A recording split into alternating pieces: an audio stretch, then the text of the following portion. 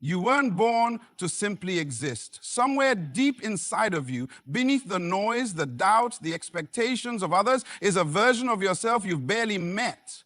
And yet every day, life keeps calling you to become that person. I want to take you back for a moment. There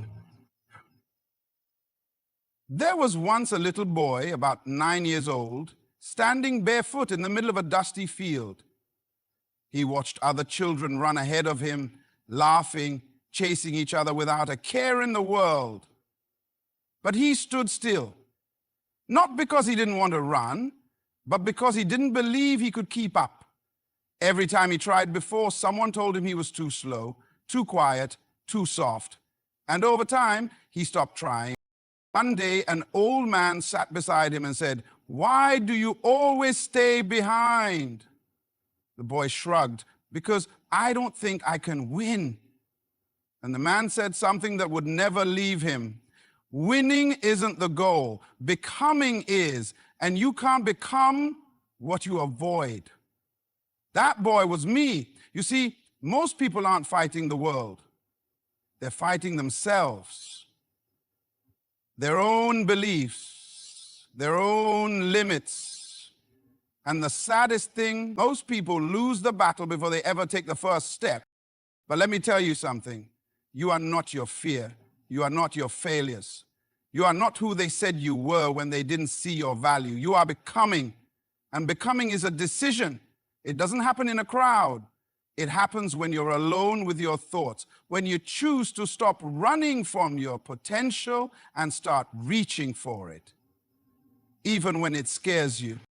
The best version of you isn't a destination. It's a daily confrontation with your excuses, with your patterns, with your pain.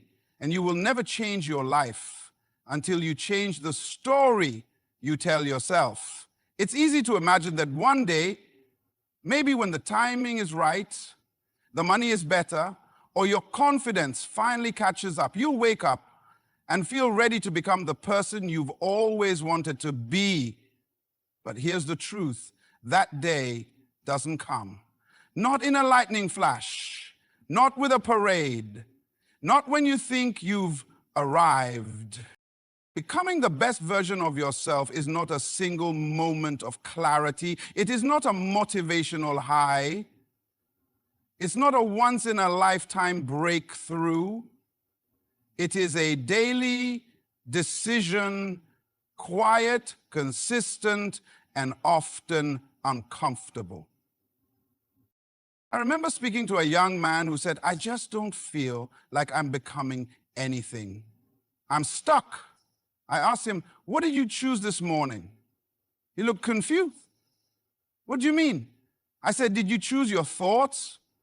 Did you choose how you showed up? Or did the day happen to you while you waited for a feeling to show up first?" That silence, that pause, that's where most people live their lives, waiting, hoping something outside will change something inside. But becoming doesn't wait for your feelings. It doesn't need perfect conditions. It needs a choice. Today, you decide who you want to be, and then you fight to align with that version of yourself before the world gives you 100 reasons to forget. The problem is we've been trained to believe that big change comes from big moves, so we overlook the power of the small, repeated decisions that shape us. You want to be disciplined? You don't need a 30-day challenge. You need to show up today and again tomorrow when no one claps for you. You want to be courageous? It's not about running into danger. It's about telling the truth in a room where everyone lies. You want to be focused? Don't wait to feel motivated. Practice protecting your priorities when distractions come dressed as opportunities. We all want to be better, but wanting isn't becoming. Becoming is brutally honest. It's asking yourself, what am I pretending not to know? It's catching yourself in the middle of an excuse and choosing to do it anyway. It's showing up even when it's hard, because you understand that the small, ordinary steps done with intention are building someone extraordinary. And no one will know. Not at first. That's what makes this so hard. There are no medals for consistency, no spotlight on your quiet victories. But one day they'll look at you and say, you've changed. And they won't see the days you chose when it was easier to quit. But you'll know. You'll remember every single morning you woke up, faced your doubts and said, not today, I'm becoming. The truth is, nothing changes until you do. Not the job, not the relationship, not your circumstances. Your external life is always catching up to your internal decisions. So if you want to change your life, stop chasing the next big thing. Start honoring the daily choice to show up as the person you know you were meant to be, even if nobody else sees it yet. Becoming isn't a moment you wait for. It's a moment you create, and you create it every single day. Every day, you're faced with two voices. One whispers what's possible. The other shouts what's comfortable. The louder one always sounds like the truth. But don't be fooled. It's just your excuse in disguise. Excuses are clever. They wear the face of logic, the tone of reason, and the cloak of self-protection. You're not ready yet. It's too late to start now. What if you fail again? Sound familiar? That's not your truth speaking. That's your fear pretending to care. But here's what most people don't realize. Every excuse you protect is a prison you build around your potential.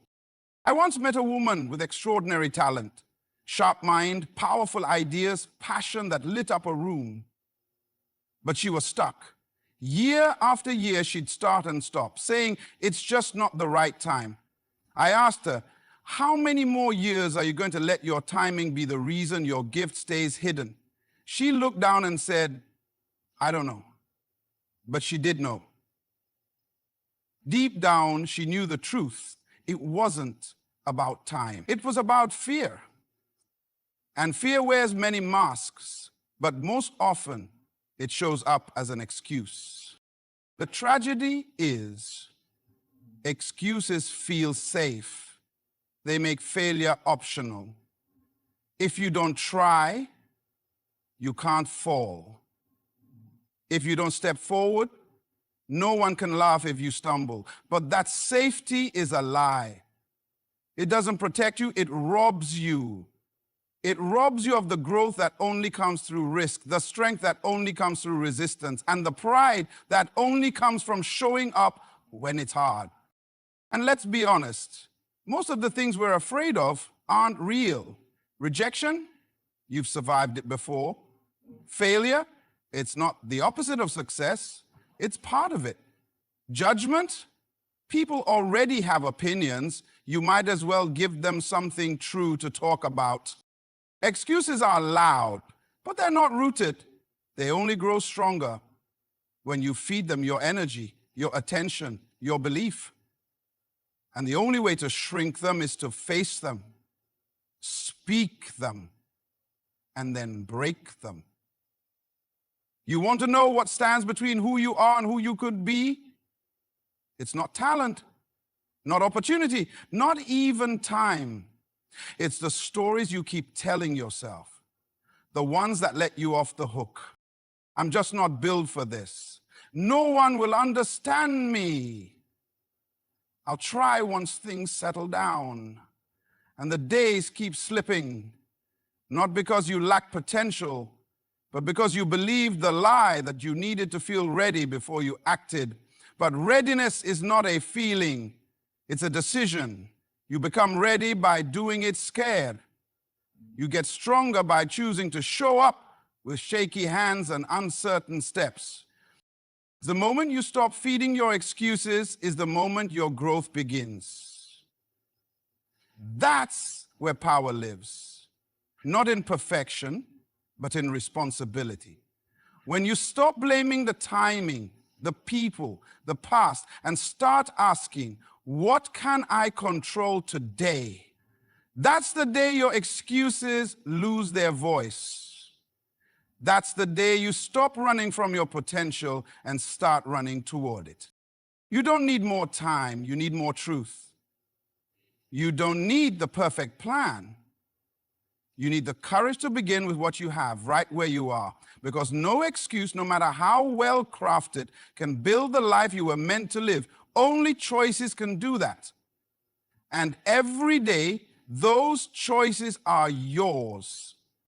There's a moment right before something important, something unfamiliar, something life-changing.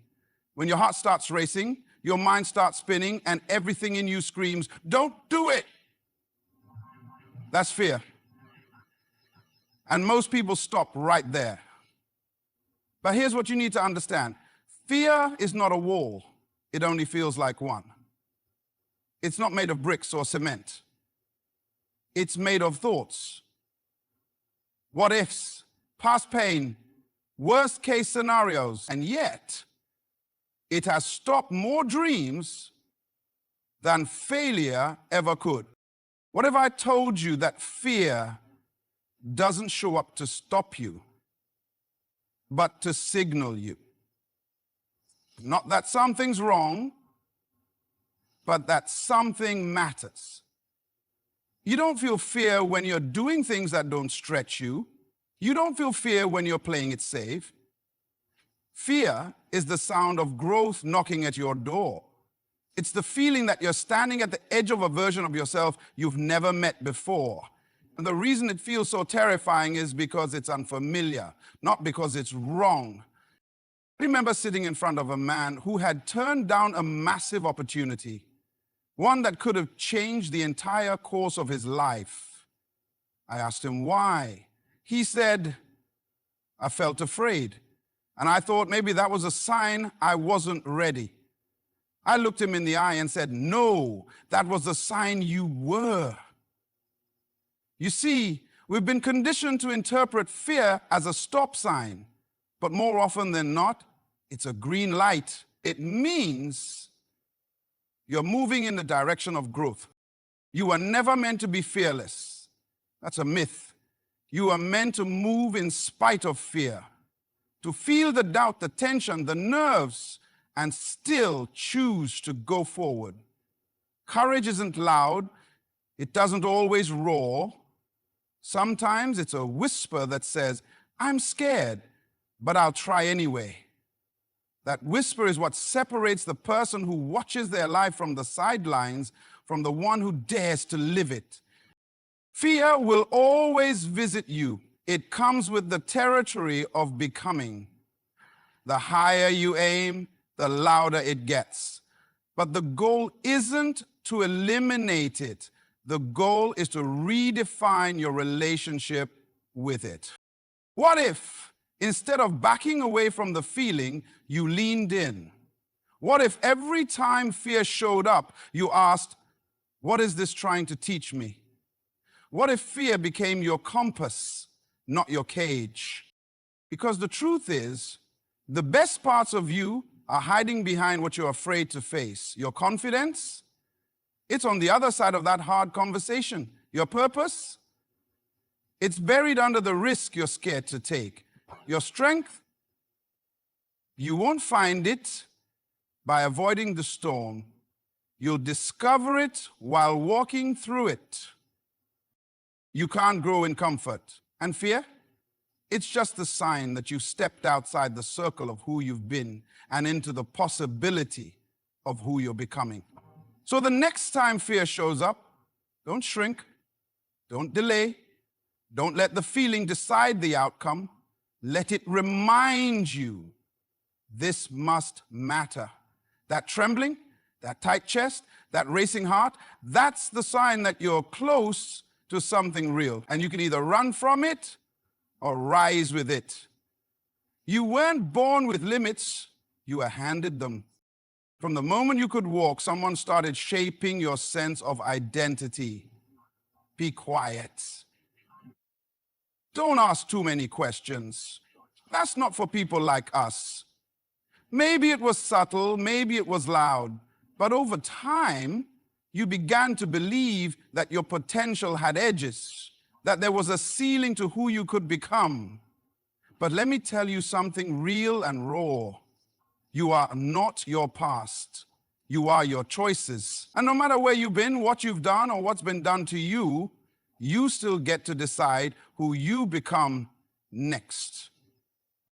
So many people live like their story has already been written. They carry labels like scars. Not smart enough, too broken, too late, not qualified. And they wear those labels like truth. But truth is not what you were told. Truth is what you choose to believe now. Your past is a place of reference, not residence. It happened, yes, but it does not get to define you unless you let it. I sat with a man who spent 10 years trying to fix a mistake he made in his early 20s, not legally, emotionally. He said, "I can't shake the feeling that I ruined my life." I told him something I want you to hear too. You only ruin your life when you stop building it. Whatever you've been through may explain how you got here, but it does not explain why you have to stay here. You are not stuck. You are simply rehearsing a story that no longer serves you. Every time you say, "This is just how I am," you close the door on who you could be. Every time you say, "I've always been this way," you give your history the authority your future deserves. But transformation doesn't care where you started. It only asks, what will you do now? You don't have to be a victim of the old version of yourself.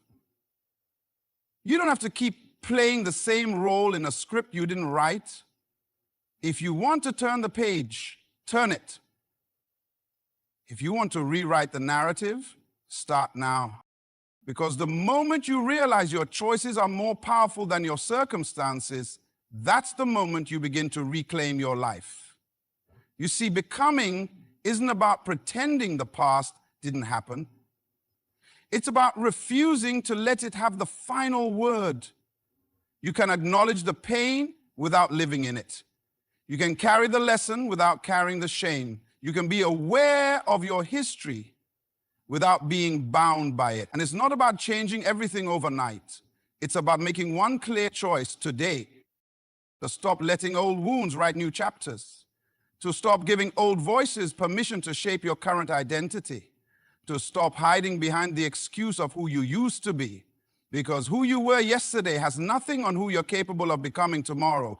You are not defined by your failures. You are not limited by your upbringing. You are not bound by who they said you were. You are the sum of your decisions, not your disasters. And from this moment forward, you have the right, the power, and the responsibility to choose differently. The journey to your best self doesn't begin with a new plan, a new goal, or even a new environment. It begins with one of the hardest, most uncomfortable things you will ever do, being honest with yourself.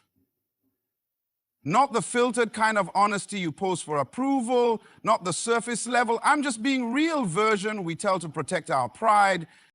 It is the kind of honesty that stares you in the face and asks, are you really doing the work or just pretending to? You don't need to be perfect. You never did. But you do need to stop lying to yourself about what's holding you back. Because when people say, "I don't know why I'm not growing," most of the time, they do know. They know they haven't been consistent. They know they've been scrolling more than building. They know they've been avoiding that difficult conversation, that commitment, that discipline. And yet they hide it behind the same worn-out lines. It's complicated. "I'm just overwhelmed. I'll figure it out soon." But here's the raw truth. You can't fix what you won't face. You can't change what you keep justifying. You can't grow into your next level while protecting the patterns of your current one. You say you want transformation? Then stop editing your reflection. Look at it, all of it, the missed chances, the excuses, the avoidance, the potential still buried under procrastination. Not to shame yourself, but to finally take responsibility. Because growth doesn't come from blame, it comes from ownership. And ownership starts with honesty. Ask yourself, am I showing up for my goals or just wishing for them? Am I spending more time explaining why I can't than proving that I can? Am I talking about becoming better or actually doing something about it? That's the real work, and most people avoid it because it's easier to fix the image than to fix the habits. Easier to keep busy than to be intentional. Easier to say, I'm trying, than to admit I'm choosing comfort. But if you want to change your life, you have to stop negotiating with your weaknesses and start standing up for your future. That means building your discipline. Not when it feels good, but especially when it doesn't.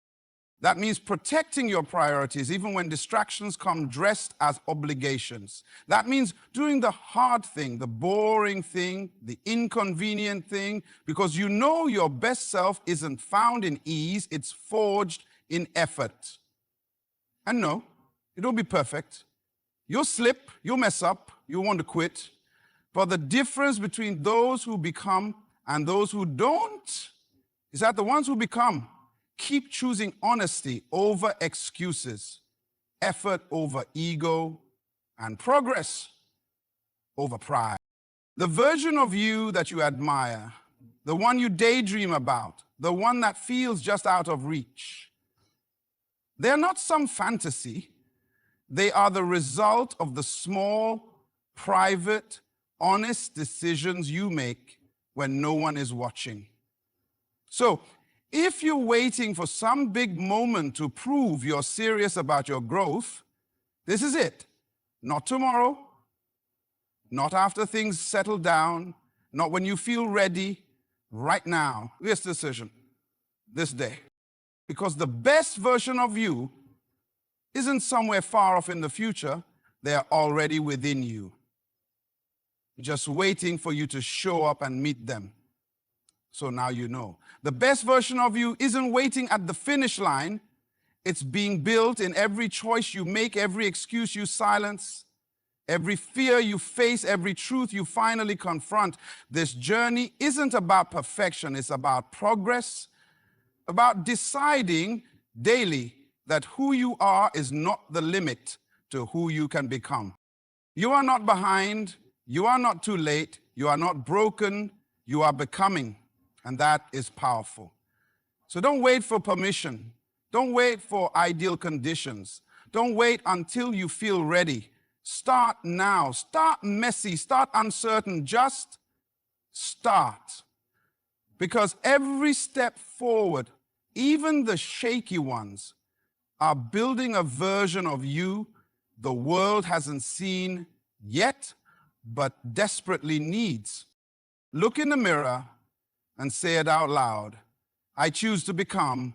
You've got everything you need right here, right now. And the world isn't waiting on someone perfect. It's waiting on someone willing. So rise up, show up, and become who you were always meant to be. Good luck on your journey, and thank you for choosing to grow.